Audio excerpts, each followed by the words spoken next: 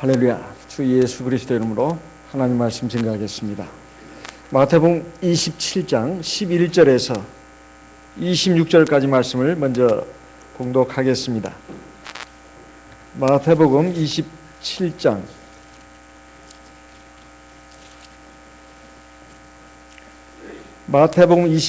11절부터 읽겠습니다. 예수께서 총독 앞에 섰음에 총독이 물어가로되 네가 유대인의 왕이냐? 예수께서 대답하시되 네 말이 옳도다 하시고 대제사장들과 장로들에게 고소를 당하되 아무 대답도 아니하시는지라. 13절. 이에 빌라도가 이르되 저희가 너를 쳐서 얼마나 많은 것으로 증거하는지 듣지 못하느냐 하되 한마디도 대답지 아니하시니 총독이 심히 기이 여기더라. 15절. 명절을 당하면 총독이 무리의 소원대로 죄수 하나를 놓아주는 전례가 있더니 그때 바라바라 하는 유명한 죄수가 있는데 저희가 모였을 때에 빌라도가 물어가로되 너희는 내가 누구를 너희에게 놓아주기를 원하느냐? 바라바냐? 그리스도라 하는 예수냐? 하니 18절. 이는 저가 그들의 시기로 예수를 넘겨준 줄 알미라라. 총독이 재판자리에 앉았을 때에 그 아내가 사람을 보내어 가로되 저 옳은 사람에게 아무 상관도 하지 마옵소서. 오늘 꿈에 내가 그 사람을 인하여 애를 많이 썼나이다 하더라.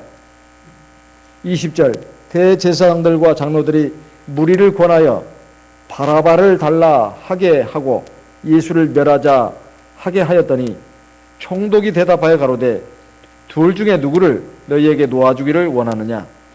가로되 바라바로소이다. 22절. 빌라도가 가로되 그러면 그리스도라 하는 예수를 내가 어떻게 하랴? 저희가 다 가로되 십자가에 못 박혀야 하겠나이다. 빌라도가 가로되 어찌 미뇨? 무슨 악한 일을 하였느냐? 저희가 더욱 소리질러 가로되 십자가에 못 박혀야 하겠나이다 하는지라. 24절. 빌라도가 아무 효험도 없이 도리어 밀란이 나려는 것을 보고 물을 가져다가 무리 앞에서 손을 씻으며 가로되 이 사람의 피에 대하여 나는 무죄하니 너희가 당하라. 백성이 다 대답하여 가로되 그 피를 우리와 우리 자손에게 돌릴지어다 하거늘. 26절. 이에 바라바는 저희에게 놓아주고 예수는 채찍질하고 십자가에 못 박히게 넘겨주니라. 예수님께서 드디어 대제사장들과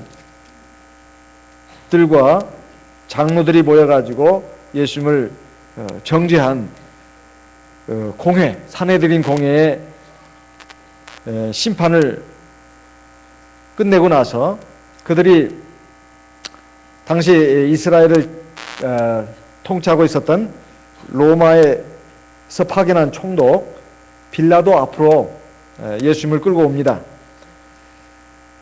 당시 유대 나라는 이 로마의 지배하에 있었기 때문에 아무리 종교 재판이라 하더라도 사형 선고를 내리거나 그 선고한 사형 선고에 대해서 집행할 수 있는 권한이 없었습니다.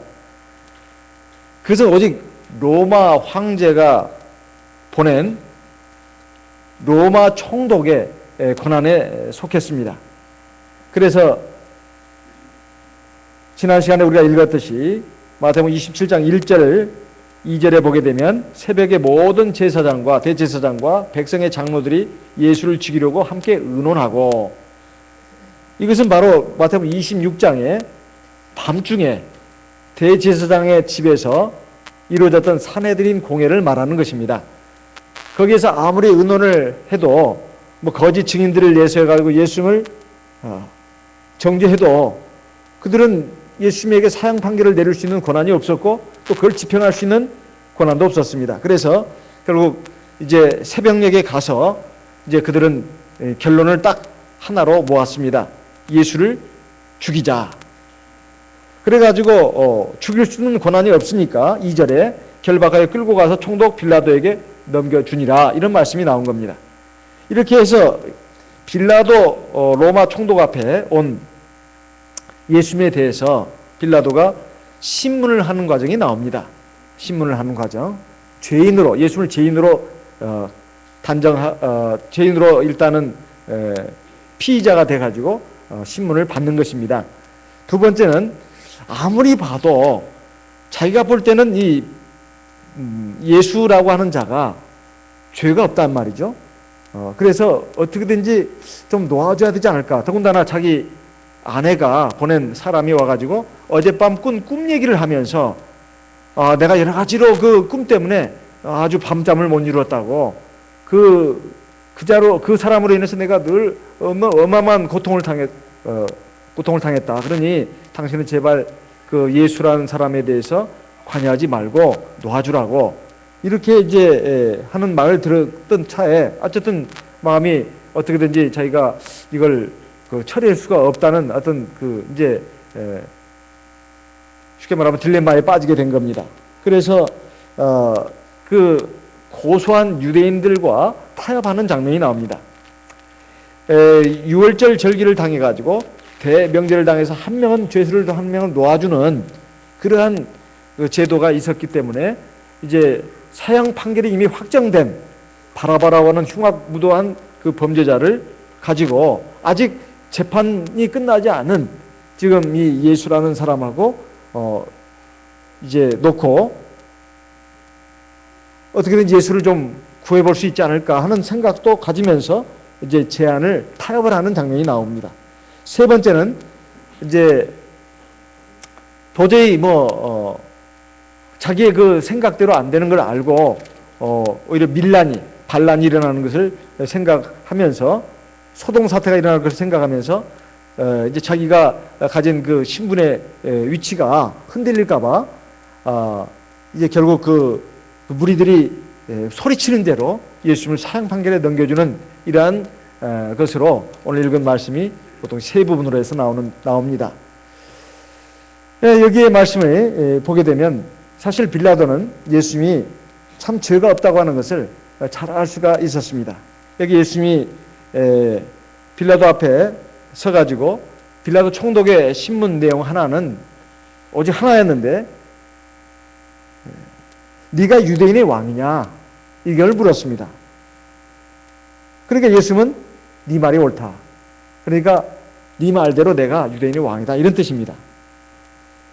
그러니까 대제사장과 장로들에게 이제 여러 가지 막 그 말들을 하면서 증거를 들이대면서 이런 자는 죽어 마땅합니다. 뭐 하면서 로마에 대해서 이 반역자라고 할 수 있습니다. 뭐 여러 가지 죄목을 들면서 이제 했는데 요약하자면 결국 로마의 반역을 일으킬 사람입니다. 그러니까 빌라도 총독이 네가 유대인의 왕이냐 이렇게 물었던 겁니다.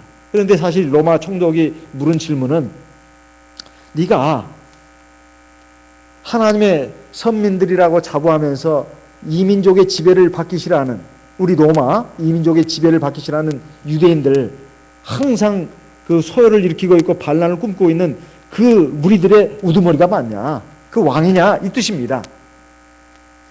그런데 거기에 대해서 예수님은 사실은 지금 그것을 함축한 의미의 질문인데 예수님은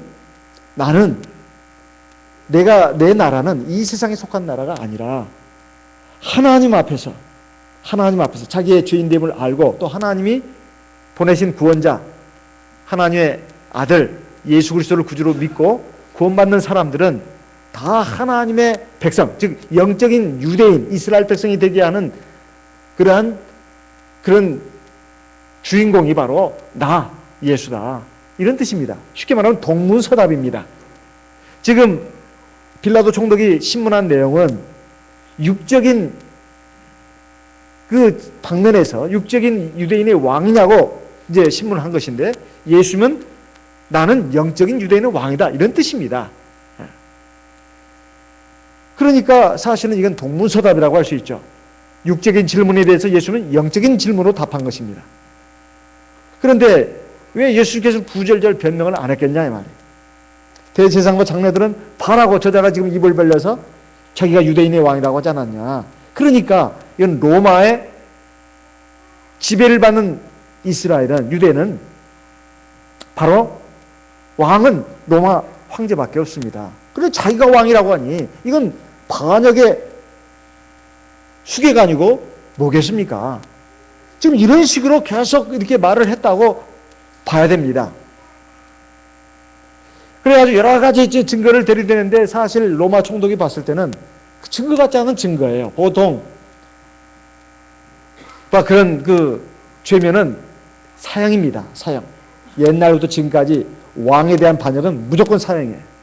그렇다면 이러한 죽음 앞에 선 예수님이 사실 내 말은 그러면서 나는 이 세상 나라의 왕, 즉 육적인 유대 민족의 왕이 아니라 영적인 유대 민족의 왕이다. 이렇게 말할 수가 있는데 예수는 한마디도 안 했다는 것입니다.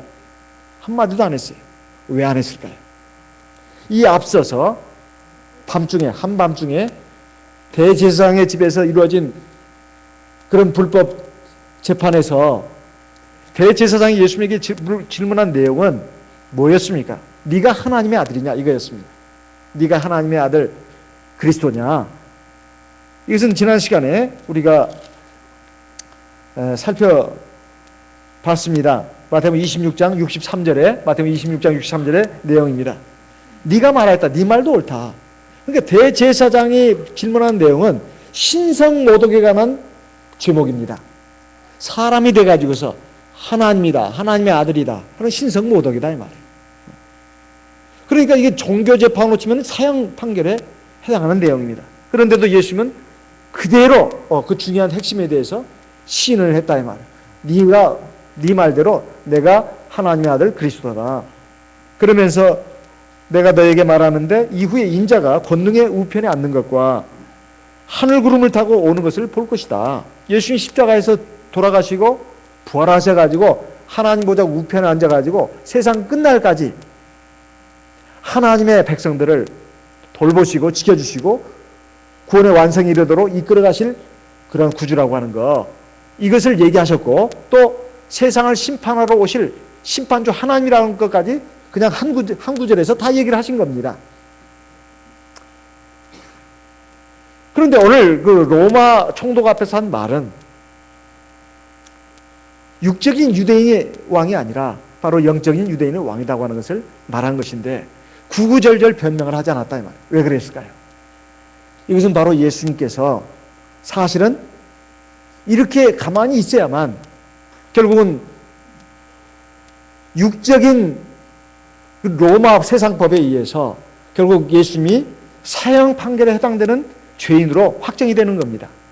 그래야만 예수님께서, 즉 하나님께서 온 인류를 구원하기 위한 십자가의 대속제사의 보혈을 흘릴 수가 있는 거예요. 그러니까 예수님은 하나님의 구원을 이루기 위해서, 인류 구원을 이루기 위해서 이제 하나님의 본체로서 계시지만은 하나님의 아들로 오셨고 사람의 아들로 오셔서 결국 그 구원의 경륜을 이루기 위해서 구구절절 변명을 하지 않고 하나님의 그 놀라운 경륜이 이루어지도록 그냥 침묵으로 일관하신 것이다 이 말이에요. 그냥 예수님이 아무 힘이 없어서 어차피 죽을 거 그냥 죽자 이러는 것이 아니라 결국 이 세상의 모든 사람들의 죄를 짊어지고 십자가에 죽는 그 사형 판결과 집행이 자기에게 이루어지게 하기 위해서, 그렇게 해서 하나님의 큰 위대한 구원의 경륜이 이루어지도록 하기 위해서 지금 말을 더 이상 거기에 대해서 왈가왈부 하지 않는 것입니다. 우리가 믿음을 가지고 하나님 앞에서 살아가면서 세상에서 여러 가지 어렵고 힘든 일을 겪을 때 사실 너무나 억울하고 원통하면 사람이 참 차라리 죽는 게 낫다, 이렇게 억울하고 원통하니 차라리 죽는 게 낫다 이렇게 생각하는 사람이 많습니다. 세상 사람들은 육적으로 너무 힘들 때, 정신적으로 고통스러울 때 목숨을 끊기도 합니다.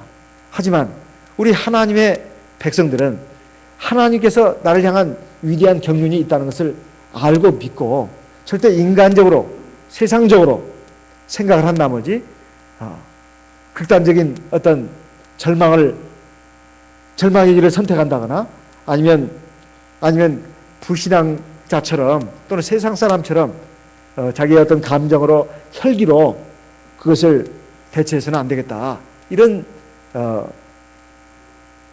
말씀이 사실 여기에 예수님께서 모범으로 보여주신 겁니다. 그래서 예수님께서 누가 너의 오른뺨을 치거든 네 왼뺨도 들려달라는 말은 악을 행한 자에게 같이 악으로 대항하지 말고 하나님의 심판을 믿고 기다리라. 하나님이 반드시 갚아주신다.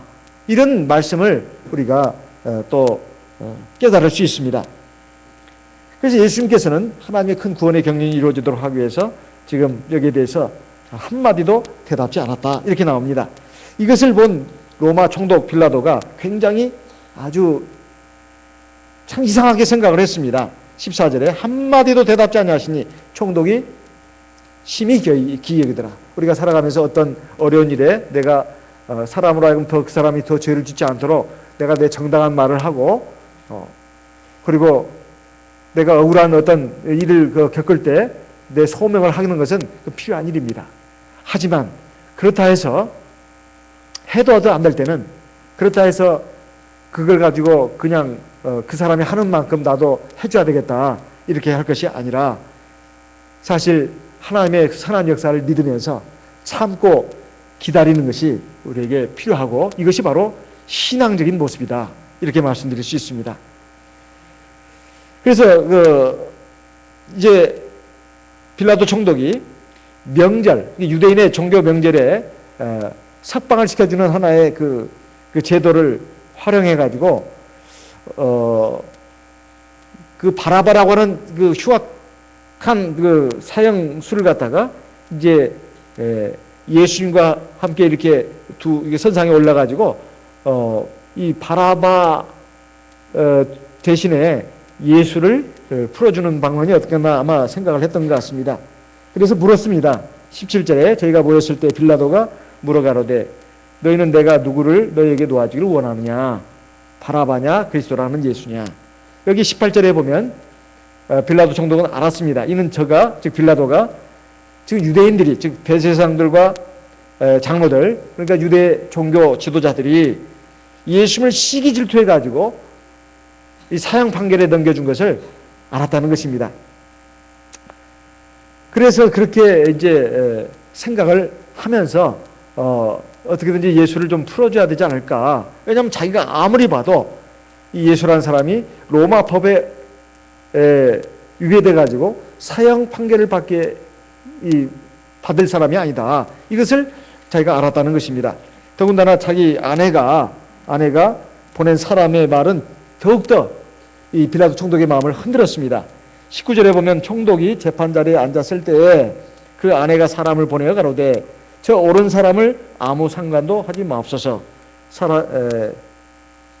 오늘 꿈에 내가 그 사람을 인하여 애를 많이 썼나이다. 오늘 꿈에라는 말은 지난 밤을 말하는 거죠. 오늘 꿈에라는 것은 지난 밤을 말하는 겁니다. 유대인들은 밤부터 시작해가지고 다음날 해질 때까지를 하루로 보지 않습니까? 그게 오늘이에요.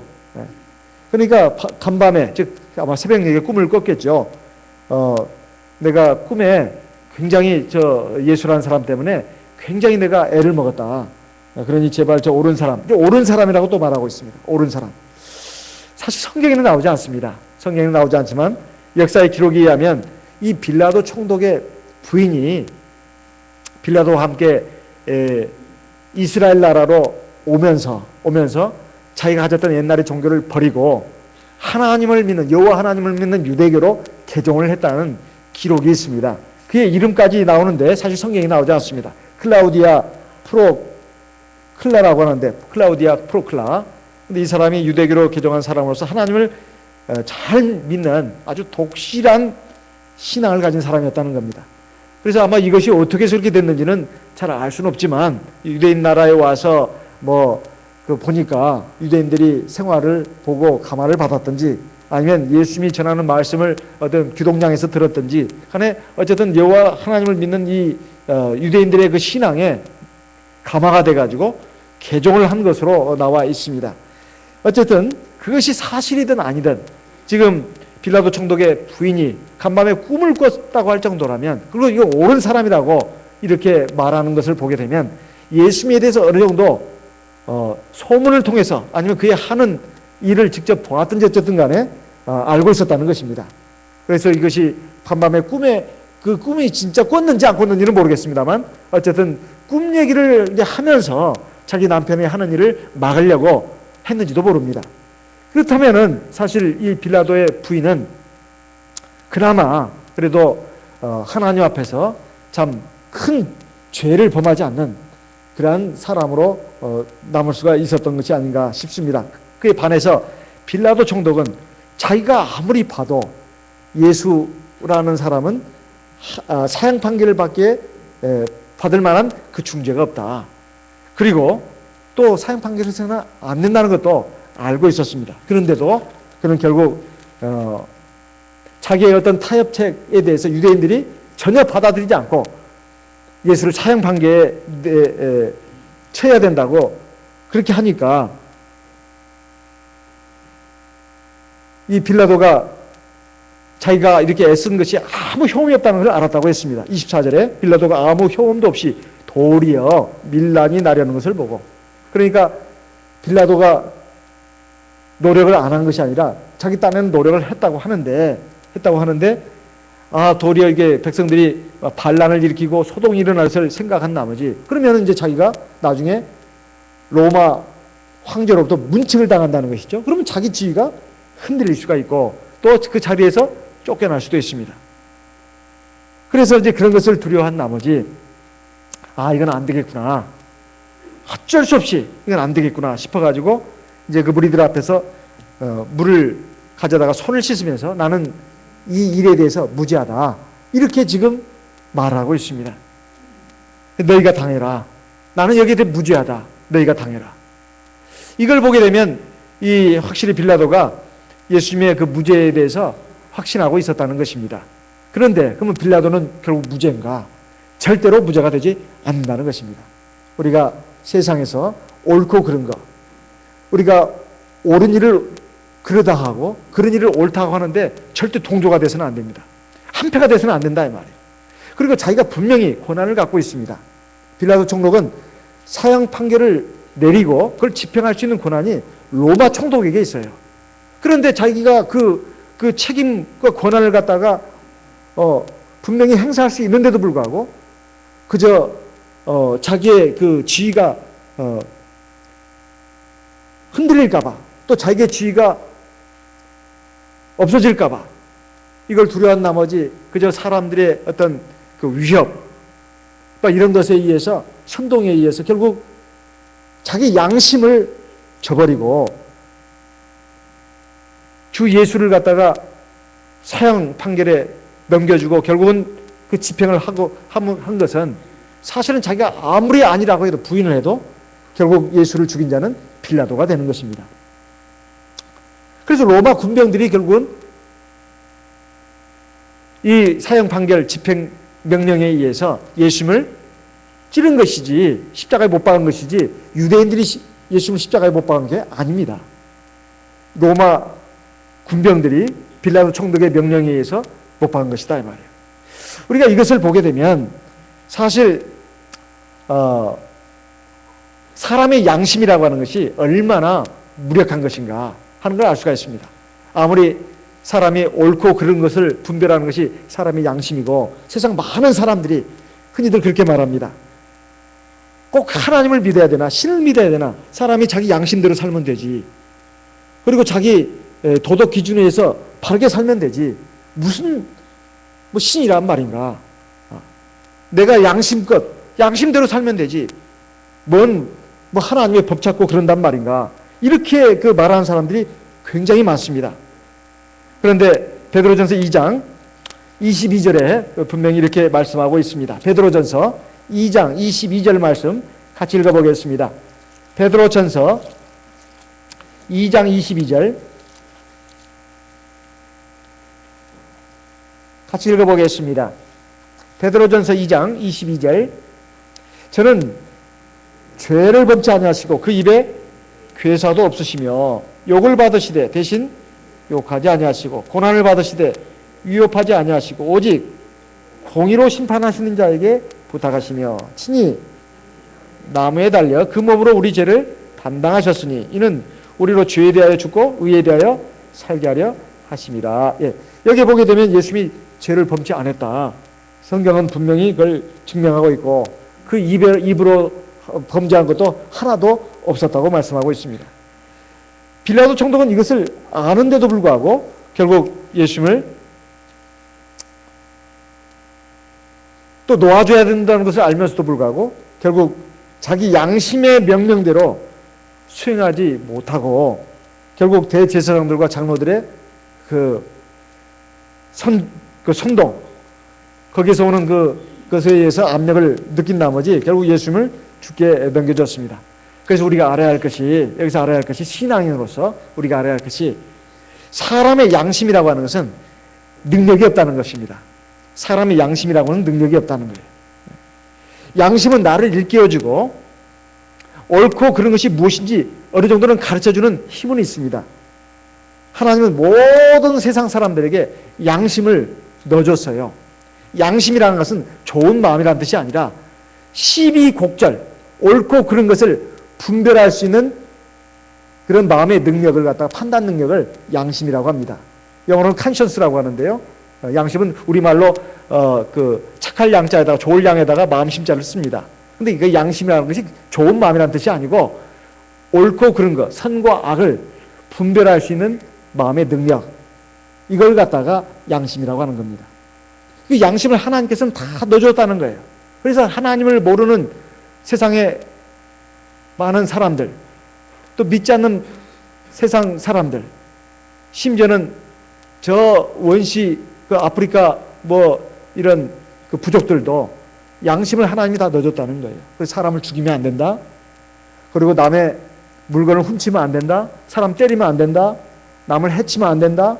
이건 하나님의 말씀이 법으로서 명시적으로 사람들에게 주어지기 전에도 하나님 인간의 마음속에 심어준 법이라는 것입니다. 그런데 아무리 그렇다 하더라도 사람이 그 양심에 의해서 옳고 그런 것을 분별해가지고 옳은 것은 행하고 그런 것은 행하지 않는 그런 길로 나갈 수 있을까요? 사람으로 하여금 양심대로 살 수 있는 능력은 사람에게는 없다 이 말입니다. 이미 죄인으로 태어난 인간은 설령 무엇이 옳고 그런 것을 안다 하더라도 옳은 것을 하고 그런 것을 하지 않는 그런 능력이 온전하게 있지는 않습니다. 그래서 자기 양심만 믿고 산다고 하는 사람들은 언제나 상황에 따라서 얼마든지 양심의 그 목소리를 누르고 그와 반대로 행하는 경우도 많습니다. 자기가 원하지 않는 길로도 많이 간다 이 말이에요.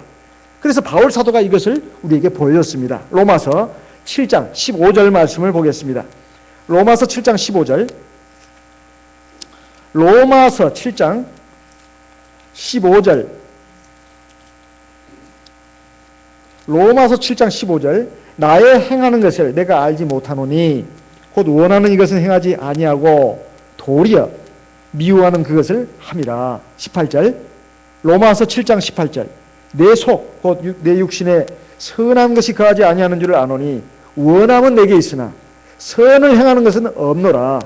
19절. 내가 원하는 바 선은 하지 아니하고 도리어 원치 아니하는 바 악은 행하는도다.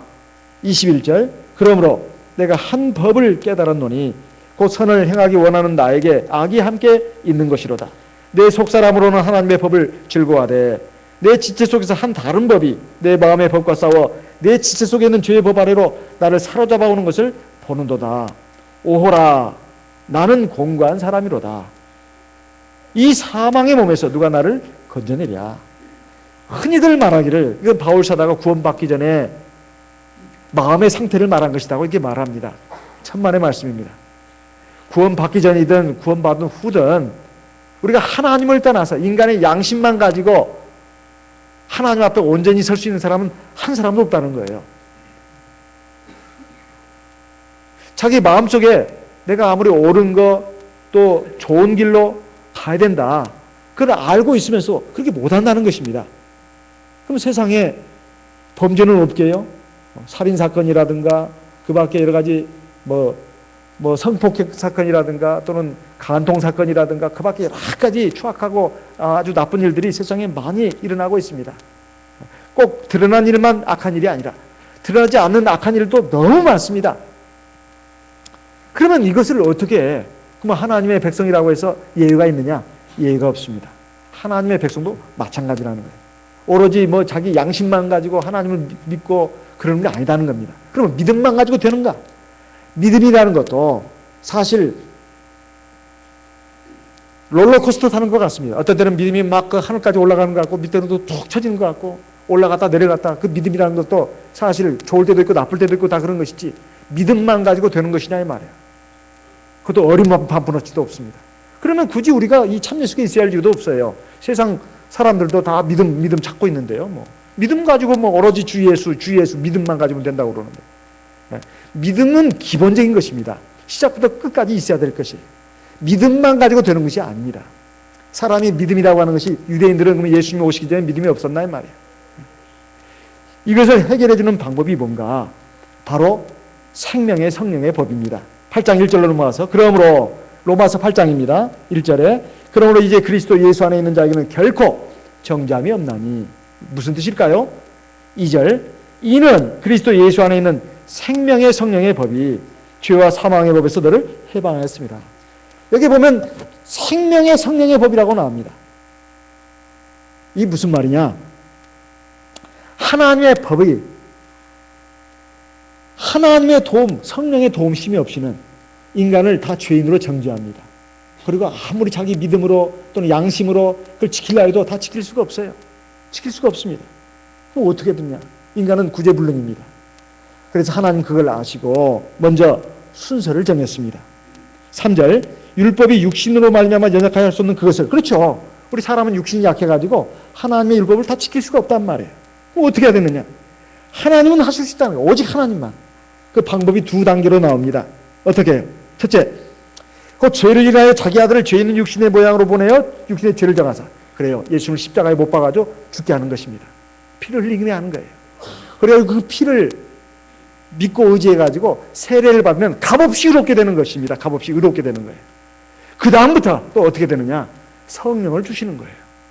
성령을 주셔가지고 이제는 육신을 좇지 않고 성령을 좇아서 하나님의 법을 행할 수 있도록 하신 것이다 이 말이에요. 4절 육신을 좇지 않고 그 영을 좇아 행하는 우리에게 율법의 요구를 이루어지게 하려 하십니다. 두 단계입니다. 두 단계예요.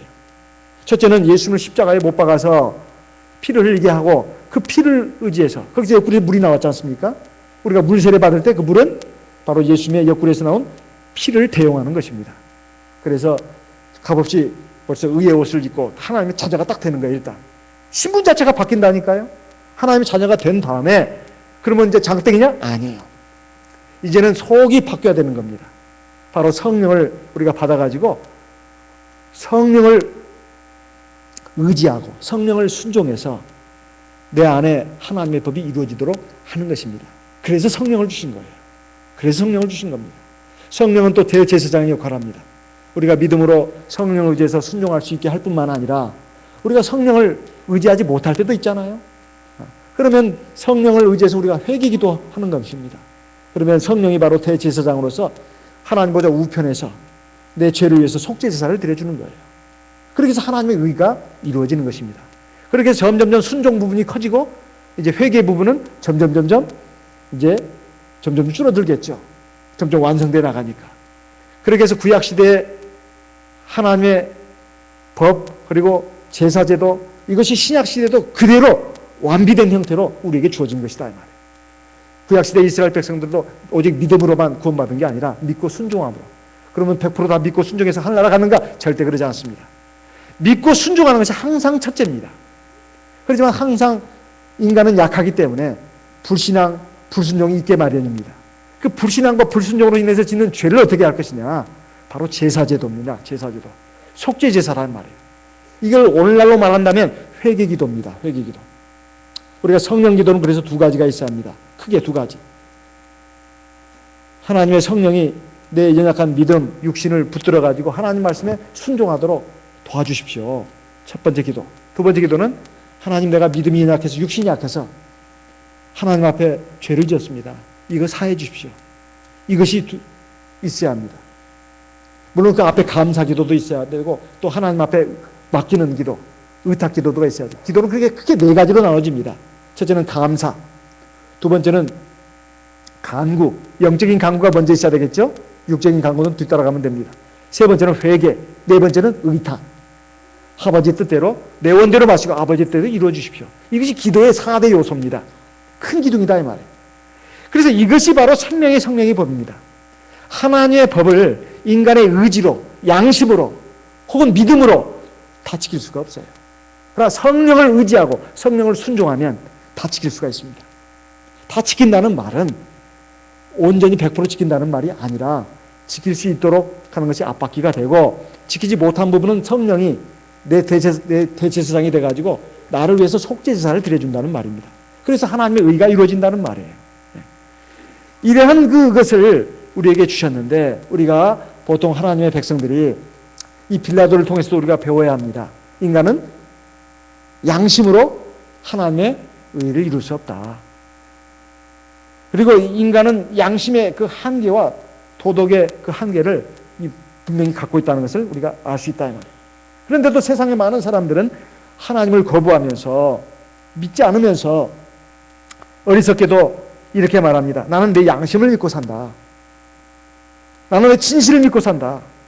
나는 정의를 믿고 산다. 이거 다 헛소리입니다. 자기 딴에 아무리 진실이고 정의라고 해도 하나님 앞에 그것이 다 정의가 되는 것이 아니고, 그 사실은 자기를 속이는 말입니다. 자기를 속이는 말이에요. 하나님도 속이고 자기 자신도 속이는 말이다. 그래서 인간은 하나님 앞에서 하나도 자랑할 육체가 없습니다. 오로지 하나님의 긍휼과 그리고 하나님의 도우심, 하나님의 인도하심이 있어야 되고, 우리는 그것을 믿고 순종하고 나가는 것이 바로 하나님 앞에 우리가 구원을 이루는 길이라고 하는 것을 우리가 알아야 되겠습니다. 양심 자체가 진리라거나 절대 구원이 될 수가 없다는 것을 우리는 분명히 알아야 되겠다 하는 것입니다. 그런데 여기에 대해서 유대인들이 뭐라고 하느냐, 백성이 다 대답해서 말했습니다. 25절, 그 피를 우리와 우리 자손에게 돌릴지어다. 그러니까 빌라도 총독이 지금 그렇게까지 말하니까 자기들도 확신에 차서 한다는 말이, 이 예수를 십자가에 못 박으면 우리가 그 죄의 값을 다 담당하겠다고, 그것이 설령 죄가 된다면 우리가 죄값을 담당하고 우리 자손들까지 죄를 담당할 것이라고 이렇게 어마어마한 말을 합니다. 어떻게 됐을까요? 여러분 아십니까? 주님께서 십자가에 돌아가시고 나서 어떤 일이 벌어졌느냐, 주후 70년에 로마 황제 아들 티투스가 이제 장군이 돼가지고 이스라엘을 그 반란군들을 갖다가 점령하러 옵니다. 이스라엘에서 그 반란운동이 일어났어요. 마치 우리나라가 일제에 대항해가지고 독립운동이 일어나듯이 거세게 독립운동이 일어났습니다. 그래서 로마 총독이 바로 로마 황제가 티투스를 보냈다 이 말이에요. 자기 아들을 장군으로 삼아 총사령관으로 삼아서 보냈습니다. 그래서 초토화시켰어요. 그때 죽은 이스라엘 백성들이 몇 명인 줄 아십니까? 역사의 기록에 하면 110만 명이라고 합니다. 110만 명. 어마어마한 숫자입니다. 당시에 이스라엘 그 가나안 지역에 있었던 유대인들이 인구가 얼마가 됐는지는 모르지만 110만 명이나 죽었어요. 1000만 명이 아마 안 넘었을지도 모릅니다. 불과 몇백만이었을 것인데 아주 거의 전멸하다시피 했다고 할 정도로 그 많은 사람이 죽었다 이렇게 나옵니다. 살아남은 사람들은 뿔뿔이 이제 흩어지기 시작했습니다. 그래서 나라 없는 그런 민족으로서 수천 년을 살았던 것입니다. 그러다가 세계 제2차 대전 때 독일의 나치스 히틀러에 의해서 무려 600만 명이 학살을 당했습니다. 아우슈비츠 그 수용소에 들어가가지고 독가스실에서 죽은 사람들 하며, 그 다음에 중노동에 시달려서 죽은 사람들 전부 다 합치니까 한 600만 명이 된다는 거예요. 지금까지 독일은 계속 그 점에 대해서 사죄하고 있지 않습니까? 이웃 나라 일본은 안 그런데. 어쨌든 이것이 바로 역사의 기록입니다. 그런데 여기에 보게 되면 예수를 잡아 죽인 그 유대인들이 하는 말이, 사형 판결에 넘겨주고 결국 죽게 만든 유대인들이 그 죄를, 그 피값을 우리와 우리 자손에게 돌릴지어다. 결국 자기 당대에도 사실 당했다고 봐야 되죠. 주후 70년에 주님이 돌아가시고 나서 한 40년도 채 안 된 시기입니다. 그때 이스라엘에 아주 거대한 반란이 일어났고, 이건 로마가 그 제압하기 위해서 그 강력한 군대를 보냈습니다.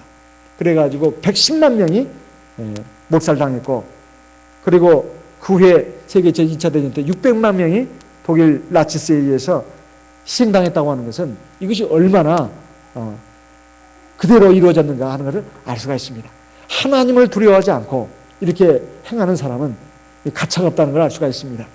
그래서 우리는 항상 눈에 보이지 않는다고, 하나님 눈에 안 보인다고 내 양심을 굽히고 이렇게 불신앙으로 산다거나 아니면 부정직하게 산다거나 그러면 안 되겠습니다. 항상 하나님을 경외하고 두려워하는 가운데서 하나님이 나를 어떻게 보실까?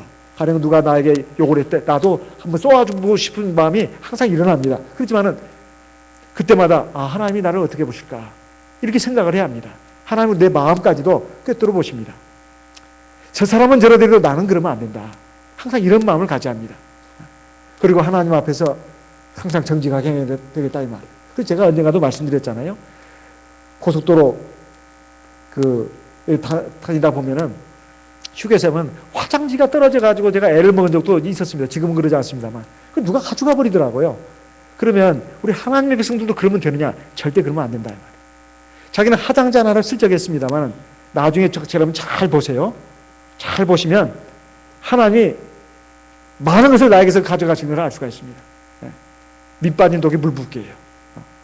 그래서 결국은 어떻게 쓰든 간에 그걸 다 그 이상으로 손해를 가게 합니다.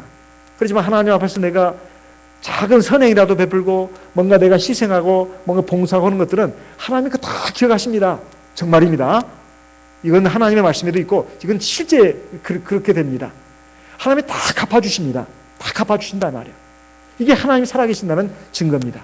이 세상에서 다 그걸 갚음 받지 못한다 하더라도 하나님이 마지막 날 하나님 나라에 갈 때 다 갚아주신다는 거예요.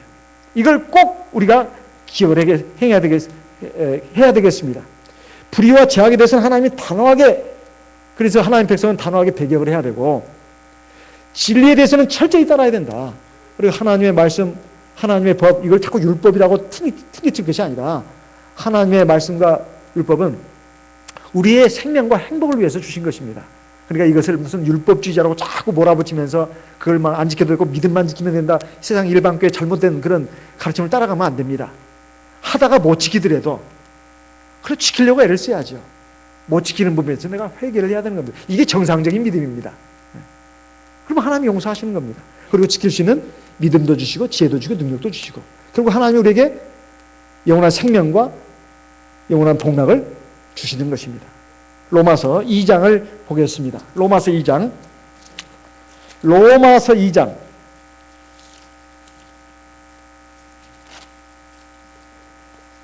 6절부터 보겠습니다. 로마서 2장 6절 하나님께서 각 사람에게 그 행한 대로 보응하시되 참고 선을 행하여 영광과 존귀와 썩지 아니함을 구하는 자에게는 영생으로 하시고 오직 당을 지어 진리를 좇지 아니하고 불의를 좇는 자에게는 노와 분으로 하시리라. 9절 10절 같이 읽겠습니다. 악을 행하는 각 사람의 영에게 환난과 공고가 있으리니 첫째는 유대인에게요 또한 헬라인에게며 10절 선을 행하는 각 사람에게는 영광과 존귀와 평강이 있으리니 첫째는 유대인에게 또한 헬라인. 유대인은 하나님의 산민의 대명사고 헬라인은 이방인의 대명사입니다. 여기 보면 9절에 악을 행하는 각 사람의 영에게는 그랬습니다. 이 영이라고 하는 것은 결국 하나님 나라가 임할 때, 즉 그 하나님의 심판이 임할 때 결국 그 영혼과 육체가 하나님 앞에 심판을 받는다는 뜻입니다. 무서운 심판을 받는다는 뜻, 지옥의 형벌을 받는다는 뜻이고 10절에 보면 선을 행하는 각 사람, 이건 영광과 존귀와 평강이 있다는 것은 하나님 나라에 들어가서 누리게 될 모든 것을 말하는 것입니다. 이것은 하도 중요한 말씀이라 곳곳에 있습니다. 곳곳에 있어요. 근데 요한복음 5장에서 예수님이 하신 말씀이 아주 또 힘이 있습니다. 한번 보도록 하겠습니다. 요한복음 5장 28절 29절 같이 읽어보겠습니다. 요한복음 5장 28절 29절 같이 읽어보겠습니다. 이를 기이 여기지 말라. 무덤 속에 있는 자가 다 그의 음성을 들을 때가 오나니. 29절 선한 일을 행한 자는 생명의 부활로 악한 일을 행한 자는 심판의 부활로 나오리라. 여기에 보면 부활이 선인이나 악인에게 다 있다는 거예요. 근데 하나님 부활시키는 목적이 틀리다고 여기 분명히 나와 있습니다. 선한 일을 한 사람도 죽은 뒤에 무덤 속에 들어가서 하나님의 흙이 되더라도 다 부활시키고, 악한 일을 행하다가 죽은 사람도 하나님이 다 부활시키는데 그 부활시키는 목적이 다릅니다. 그래서 선한 일을 행한 사람은 왜 부활시키느냐? 영원한 생명의 나라로 불러들이기 위해서 하나님이 부활시키는 것입니다. 그런데 악한 일을 행한 사람, 죄인들은 어떻게 된다고요? 심판을 받게 하기 위해서, 이건 지옥의 형벌을 받게 하기 위해서입니다. 지옥의 형벌에 들어가게 하기 위해서 부활시킨다는 거예요. 그러니까 우리가 이 짧은 인생, 이것이 바로 우리 영원한 삶을 결정짓는다는 것을 우리가 꼭 알아야 되겠습니다. 근데 우리의 삶이 다 하루하루가 모여서 되는 거 아니겠습니까? 하루하루는 한순간순간이 모여서 하루가 되는 거 아니겠어요?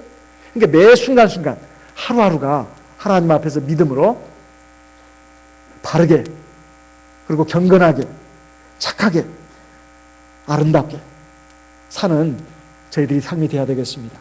그렇게 됐을 때 우리가 하나님 나라에 들어가서 받을 것은 영원한 생명과 영원한 복락, 영원한 상급, 영원한 영광입니다.